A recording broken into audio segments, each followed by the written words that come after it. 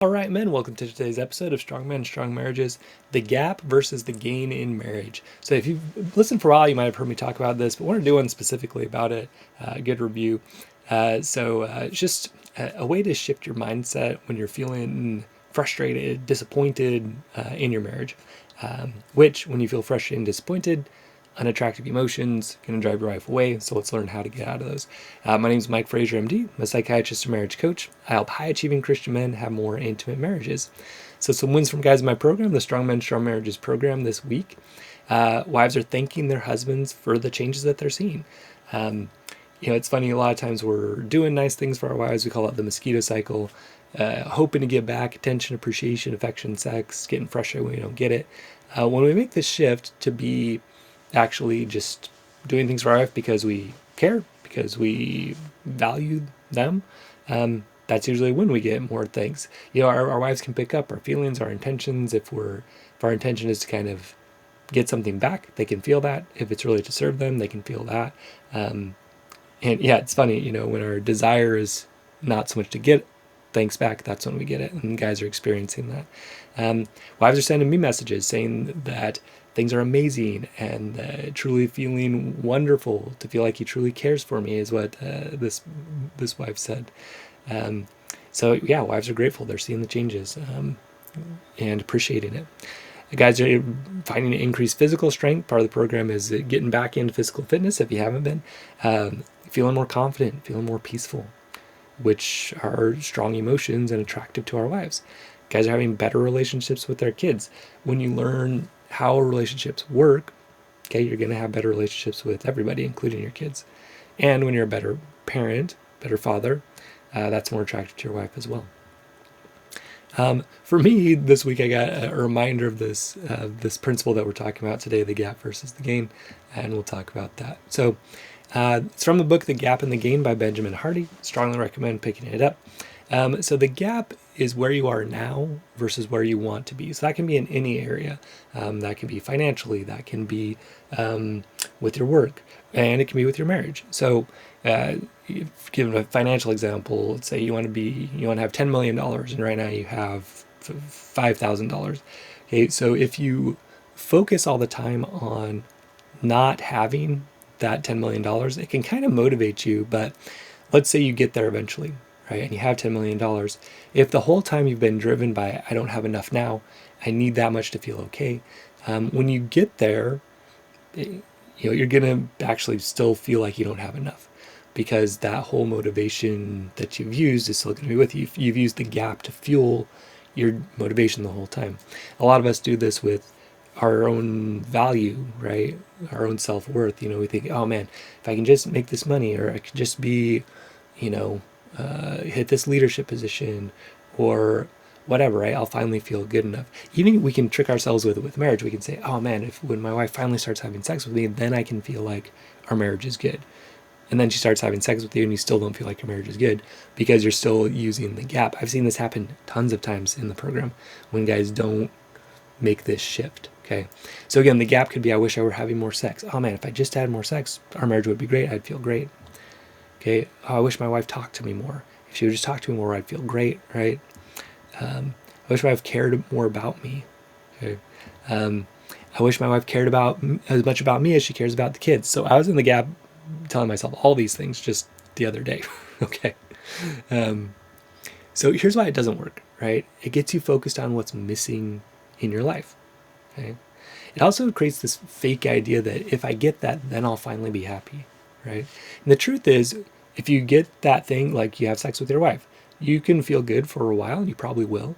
But then pretty soon, you're going to be like, oh, but we should have had it 5 times last week instead of 4, right? Like if you're focused on that gap all the time, you're going to live there and you're going to be always feeling like things aren't good enough. Okay. But also, yeah, it gets you focused on what's missing in life. So you guys start getting frustrated. Oh man, like we should be having sex more. She should be talking to me more. Anytime there's a should, usually that creates frustration. You're arguing with reality, which you'll always lose arguing with reality. So that's frustrating. Typically you feel pretty miserable. Oh man, yeah, my wife doesn't listen to me. She doesn't care, right? So you're feeling angry, you're feeling hurt, miserable. The other thing it does, it makes you blame your wife. Oh, she's not doing it right. She's not having sex with me enough. She's not saying thank you enough. She doesn't appreciate me enough. Okay. So, or you can start blaming yourself. Like, well, she doesn't because I did this and I did that and I'm a horrible person, right? Some people go more that way with it. But either way, right, you start feeling frustrated, you start feeling miserable, and it just creates distance instead of intimacy. But probably the bigger thing is it creates these unattractive emotional states in you: frustrated, miserable, irritated. Okay. So when you have those kind of feeling states, does your wife want to be around you? No. Do you have productive conversations when you're feeling this way? No. I was kind of having a conversation like this just yesterday with my wife in the gap for sure. So the game is comparing where you are now to where you were. Okay. Where's my growth been? What have I gained, right? What progress have you made in the last few years? Okay. How different are things in these past few years? And look, it's easy to lose sight of that when you're in these gap moments and you're like in that fight or flight mode.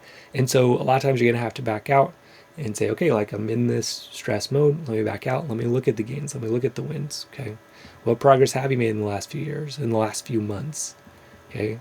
What wins have you seen in your marriage? This is the most important one. Okay. So, and now where you can get tripped up with this is say, well, like when we first were dating, and I do this sometimes, when we first were dating, things were great and now they're bad. So there's no gains, right?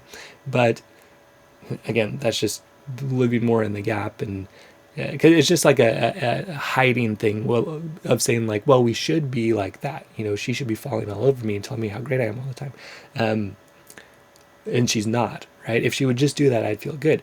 But again, like the trick with the gap is it makes you think a situation's going to change everything about how you operate, and it just isn't. The way we operate is based on our thoughts that have been with us forever.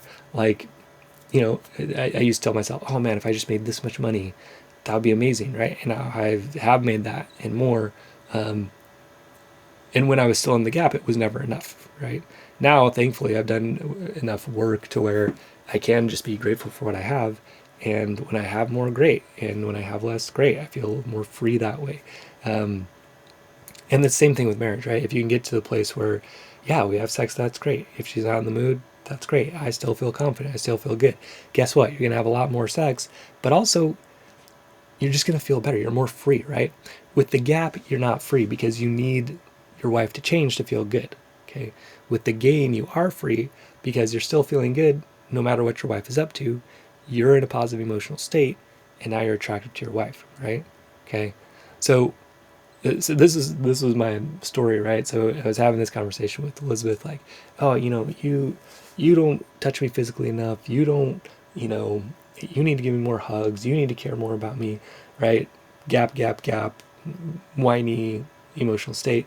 And then in our program, once a week, we track our wins. And I looked back on my win last week, and last week, just 7 days ago, my win was, hey, a lot more hugs and kisses with Elizabeth. Like, that was my gain. That was my win for the week. I looked at it, I was like, man, I can't, how quickly I can forget, right? How quickly I can get into the gap versus the gain. So I need to apologize to Elizabeth when she gets up here. Yeah, so it's easy, right? It's easy to get in the gap. It's easy to make everybody miserable, including yourself. So, now, what it doesn't mean is that we don't bring up issues, right? So if I am feeling a little bit off, right, and I would like some more hugs or whatever from Elizabeth, I can, right? But instead of coming from, oh, you don't do enough for me, right? We come in there with a place of gratitude for what we do have and wanting more. It's like, I could say, hey, last week I really loved how much you were hugging and kissing. This week maybe was a little bit less. What's going on? How are you? Are you feeling okay? And if I would have approached it like that, it would have been totally different, because later we had a little conversation. She's just been feeling really overwhelmed. I've been out a lot doing some different things, and she's just feeling tired. And that was like all she was trying to tell me in the morning, and I was, being a jerk. So yeah, if I would have approached it from the gain, hey, I love this and I'd like more of it. Thanks so much for giving me hugs and kisses. I'd love to do that a little bit more. It means a lot to me. Thanks for doing it more lately, right? Like, it would have been way better. And then, yeah, and I could have approached it from a more caring spot, try to get into her shoes. Yeah, what's going on? I think I've noticed a difference. And then she could have told me, oh, I'm feeling really overwhelmed. And then she could have felt heard. I could have felt heard, would have been totally different.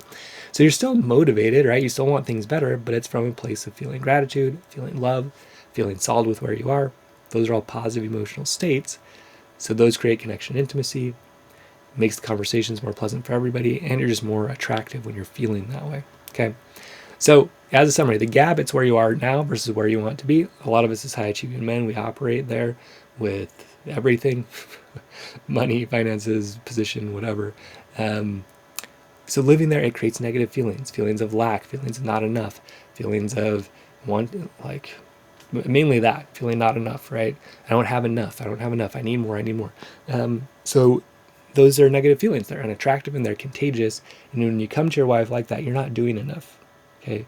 She picks that up. And a lot of times my wife says that, well, I always feel like I'm not doing enough. And when you come at her in a gap mindset, that is essentially what you're telling her. And it doesn't feel good to anybody. The gain, on the other hand, is where you are now versus where you were. Okay. What are your wins? What are your gains? Where's your growth, right?